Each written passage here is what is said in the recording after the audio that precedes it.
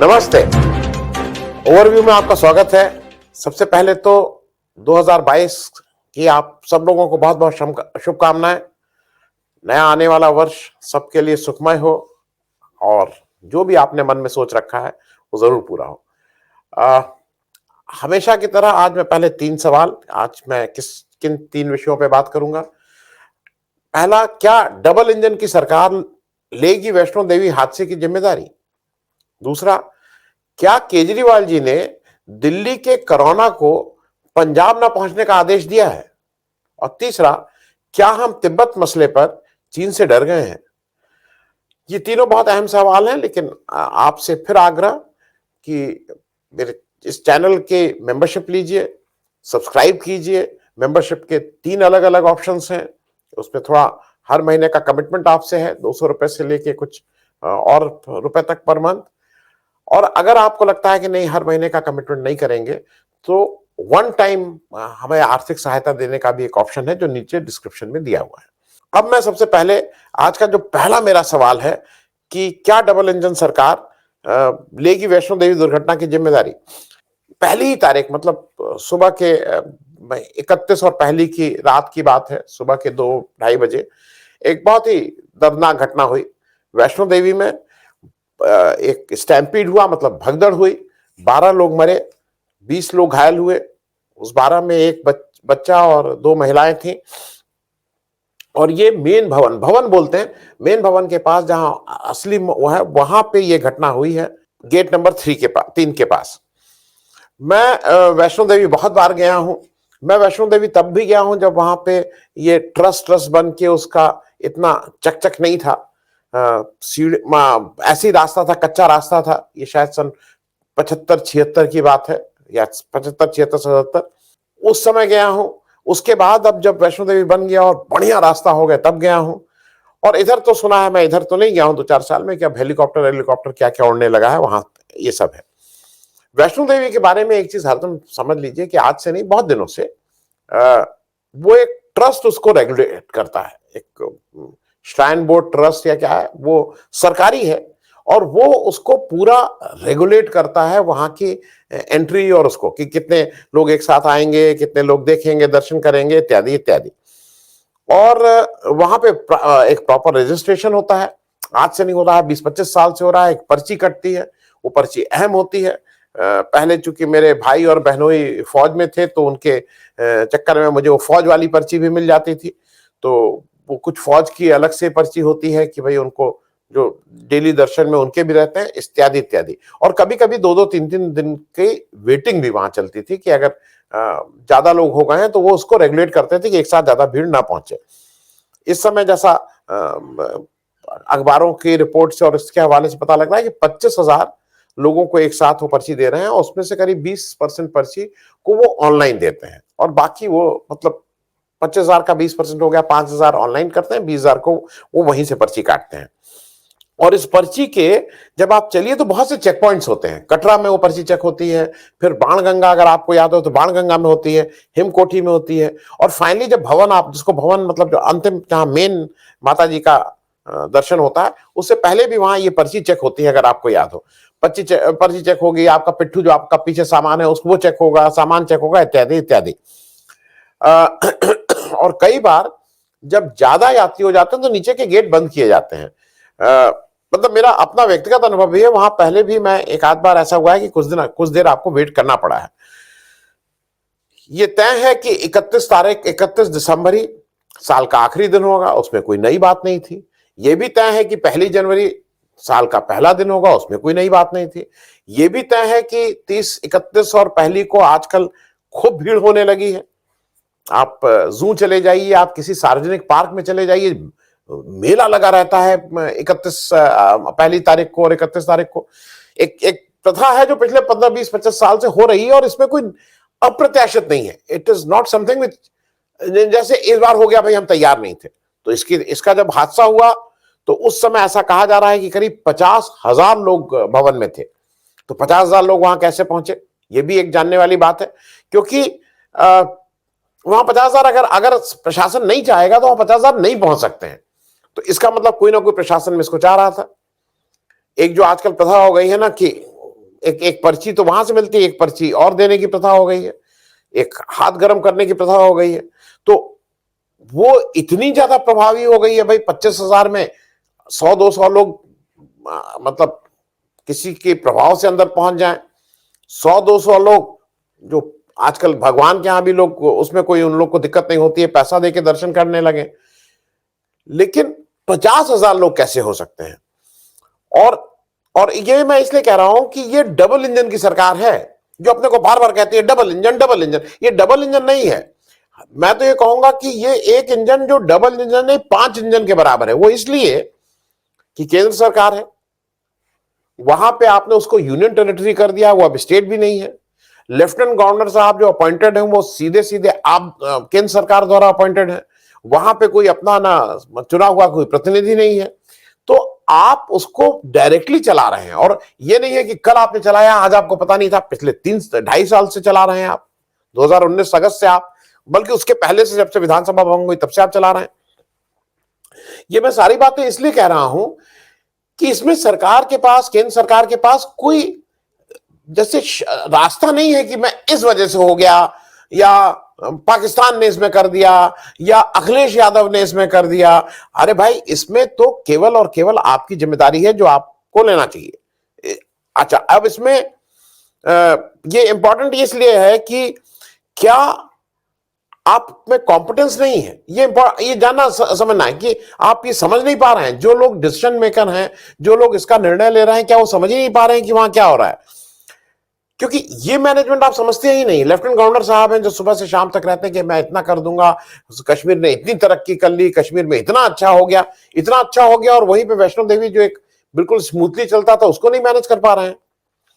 मैं ये इसलिए पूछ रहा हूं कि आपका ये जैसे एक होता है ना, इस यूनिवर्सिटी में ये पढ़ाई, आपकी यूनिवर्सिटी में केवल चुनावी मैनेजमेंट की पढ़ाई होती है। मतलब जो एक अच्छा खासा मैनेजमेंट होता है उसको भी आप ऐसी की तैसी कर दे रहे हैं उसकी।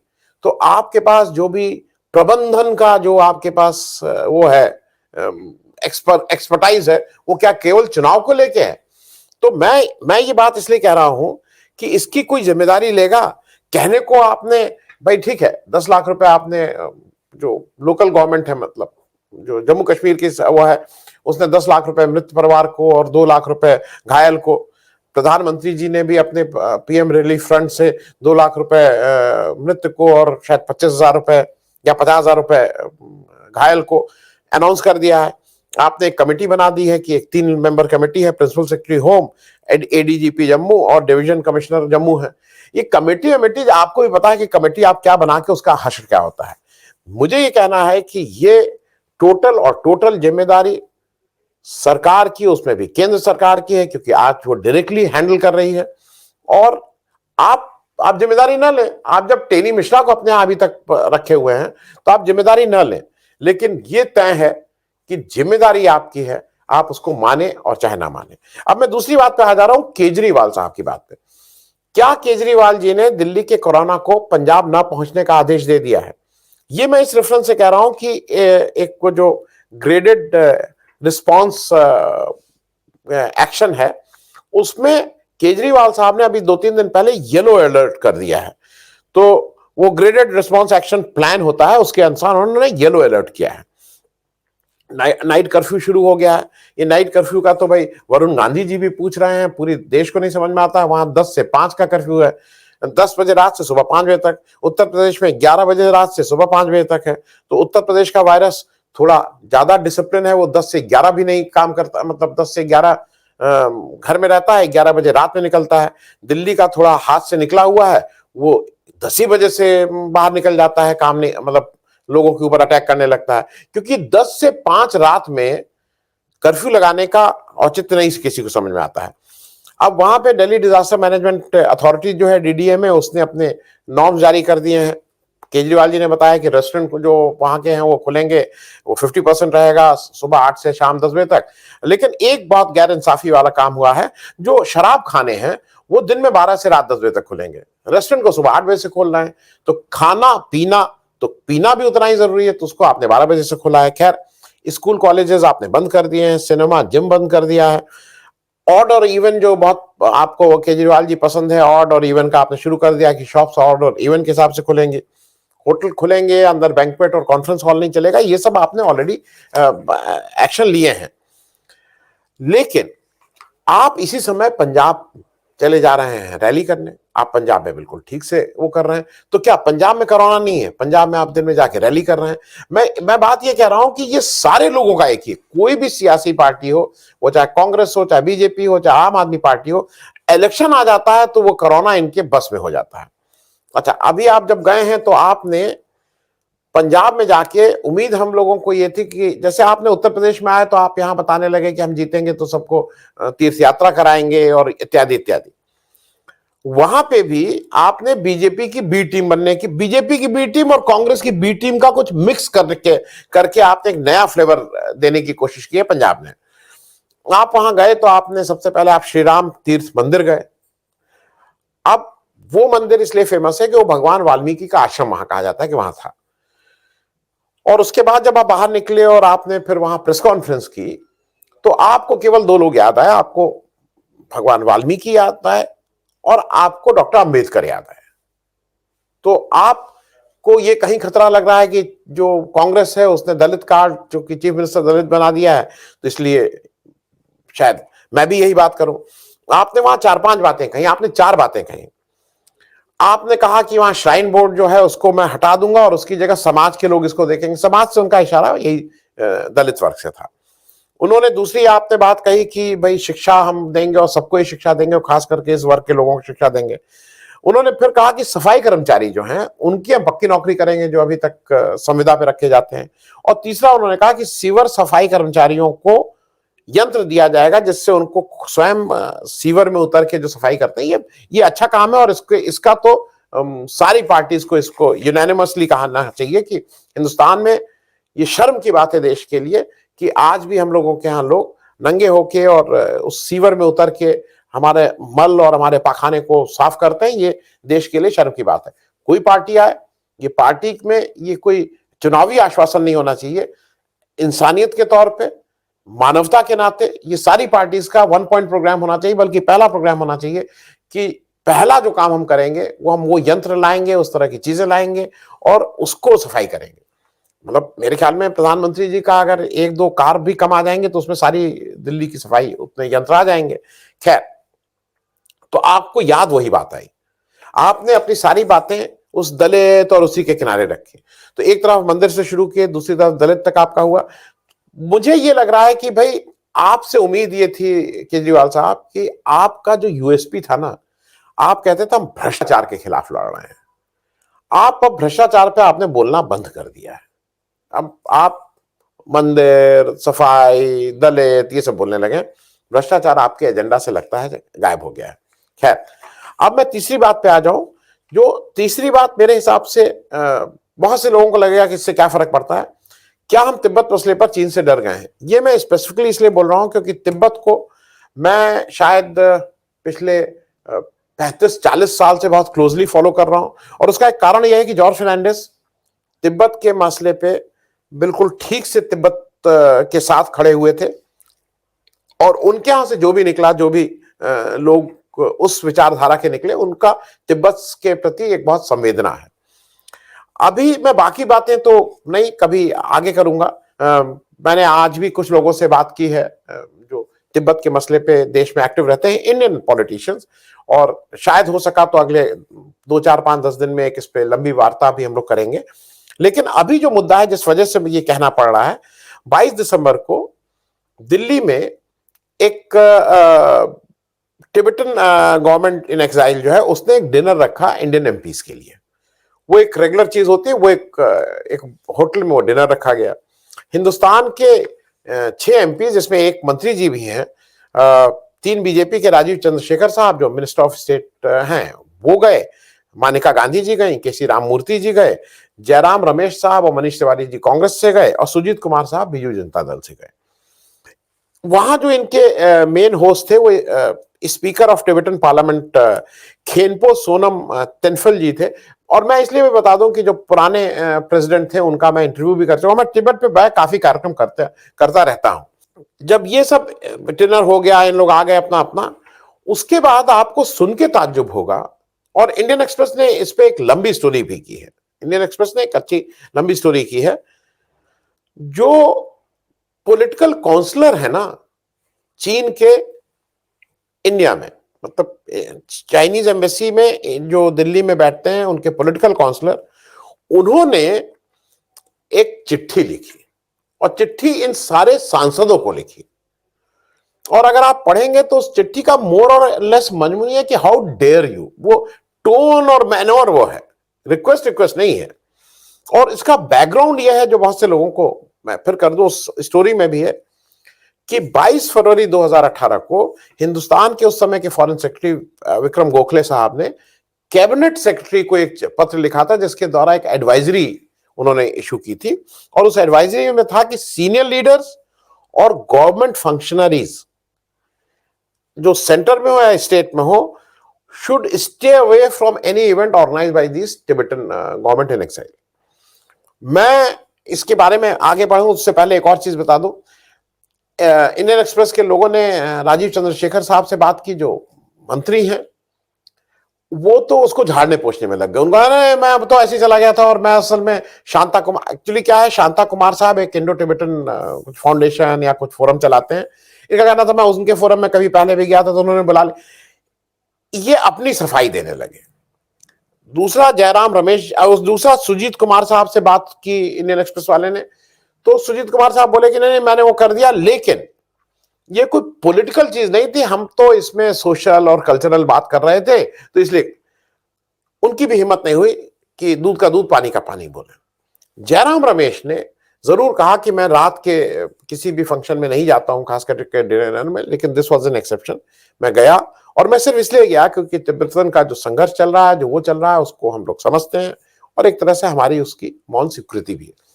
मैं ये बात इसलिए कह रहा हूं कि हिंदुस्तान को आज समय है कि एक बिल्कुल क्लियर कट पॉलिसी ले ले। आपको चाइना के पिछलग्गू बन के रहना है, कोई दिक्कत नहीं है, बड़ी ताकत है, डर के रहना है, डर के रहना पड़ेगा। अगर जैसा चाइना कहता है वो आंख दिखाएगा, आपको आंख अपनी झुका लेनी होगी, इसमें भी कोई दिक्कत नहीं है, देश तैयार है। तो आप कहिए कि भाई, आप साफ साफ लोगों से बताइए कि यहां कहीं मत जाओ। आप ये सब भुलावे में मत रखिए कि चाइनीज चीजों का बहिष्कार करो। आप बताइए लोगों को कि हम सबसे ज्यादा चाइना से व्यापार कर रहे हैं, हमारा व्यापार चाइना से बढ़ रहा है, चाइना हमें ज्यादा सामान बेच रहा है। लेकिन दूसरी तरफ ये हम लोगों को भुलावा मत दीजिए और हम लोगों के लिए ये परेशान, चाइना के काम का बहिष्कार। तो चाइना का क्या बहिष्कार करो? चाइना के ऐप बहिष्कार कर दो। चाइना का माल तो हिंदुस्तान खरीदेगा। सरदार पटेल की मूर्ति जो है वो तो चाइना से बन के आएगी, लेकिन तुम चाइना का ऐप मत खरीदो। तो एक तो ये मत करिए। दूसरा, एक हम लोगों को ये मत बताइए कि मैं लाल लाल आंखें दिखाऊंगा। जब लाल लाल आंखें दिखाने की बात नहीं है तो हम लोगों को एक तरफ आप एडवाइजरी इशू करना है कि वहां कोई ना जाए, तो हम भी कंफ्यूज होते हैं ना। तीसरा, आप बिल्कुल साफ साफ कहिए कि जो दलाई लामा जी हैं उनकी गवर्नमेंट इन एग्जाइल जो बनी हुई है वो बिल्कुल इलीगल, गैर कानूनी सब कुछ है। हमें भी तो पता लग जाए ना। अबे नहीं, आप एक तरफ दलाई लामा जी को इसलिए रखे हुए हैं क्योंकि वो देश में पिछले 60 साल से हम लोग रखे हुए हैं। नेहरू जी ने उनको असैलम दिया, वो आज देश में है। आप वो हिम्मत भी नहीं कर पा रहे हैं। भाई आप ये कहिए ना कि नेहरू जी ने बहुत गलत काम किया था जो दलाई लामा को यहां लाया था। आप कहिए, दुनिया के सामने कहिए और कहिए कि भाई जो है वो देखा जाएगा, तो हम लोगों को भी तो क्लियर हो जाए। वो भी आप नहीं कर रहे हैं। तो मेरे हिसाब से देश की जो, और आप ये कहें कि हम चाइना के साथ एक्चुअली जरा डेलिकेट रिलेशन है। डेलिकेट क्या है? चाइना रोज आंख दिखाता है। आप पेपर उठा के देख लीजिए, कभी वो नेफा अरुणाचल प्रदेश के लिए कुछ बोलता रहता है, कहां क्या बोलता रहता है, बिना नाम लिए प्राइवेट डिस्कशंस में आप किसी फौज वाले से बात कर लीजिए, आप किसी फॉरेन अफेयर्स वाले से बात कर लीजिए, चाइना ने हम लोगों की कितनी जमीन अधिग्रहित की और इधर कितना घुसा है, कितना हमारे ऊपर वो कर रहा है, ये साफ हो जाएगा। मेरा सिर्फ आग्रह ये है, देश को कॉन्फिडेंस पे लीजिए, बताइए जो ग्राउंड रियलिटी है, और उसी हिसाब से कोई दिक्कत नहीं है। आप अगर तिब्बत को बीच राह में छोड़ना चाह रहे हैं तो ये आपकी फॉरेन पॉलिसी है, ये आपका विवेक है, ये आपका सोचने का ढंग है। देश उसको फॉलो करेगा क्योंकि आपके पास 303 सीटें हैं। ये पता है कि आप 303 सीटें जीत के आए हैं, तो जो आप कहेंगे वो माना जाएगा। बहुत बहुत धन्यवाद। Thank you. अगर आपको दी पब्लिक के कार्यक्रम पसंद आते हैं तो इन्हें लाइक करें। अगर आप इस वीडियो को YouTube पर देख रहे हैं तो चैनल को सब्सक्राइब करें, और अगर आप इसे Facebook पर देख रहे हैं तो दी पब्लिक के पेज को लाइक करें। अगर आप चाहते हैं कि हम निष्पक्ष पत्रकारिता को जारी रखते हुए आपसे जुड़े मुद्दों पर सवाल उठाते रहें तो हमें सहयोग करें। आपका छोटा से छोटा सहयोग भी इस मुहिम को जारी रखने में हमें ताकत देगा। डोनेट करने के लिए डिटेल्स जो हैं वो डिस्क्रिप्शन बॉक्स में दी गई हैं। धन्यवाद।